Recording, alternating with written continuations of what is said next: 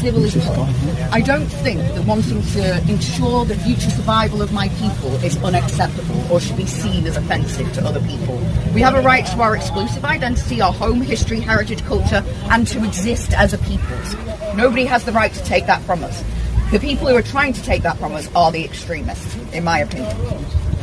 And I don't think that feels at all like exclusive or kind of contradictory with this lovely man could make a home here, because he's a gift to the Picts and the Romans and the Saxons. How do we explain to 1 million white children that have been raped in racially and religiously motivated crimes by people of his community?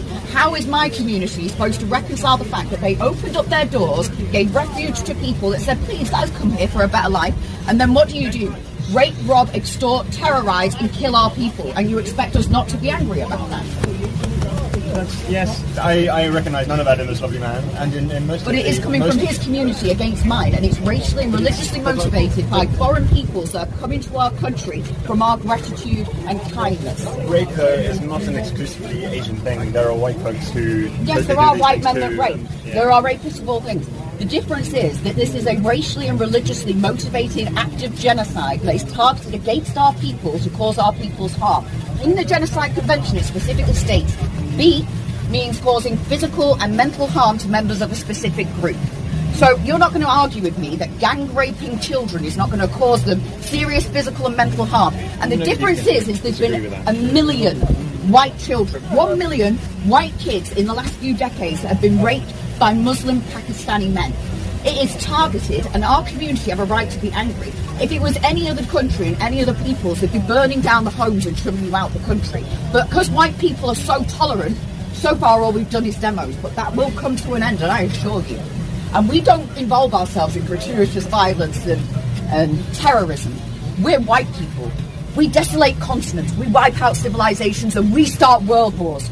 So far we've been tolerant, but you wait until that tolerance is gone.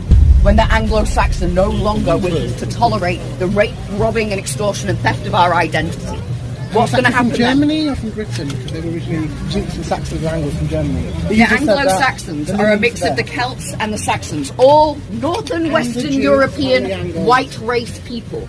We have no genetic difference in our composition. Europeans are all one brotherhood. Before that, there wasn't any black, browns or Asians or anything else living in Britain.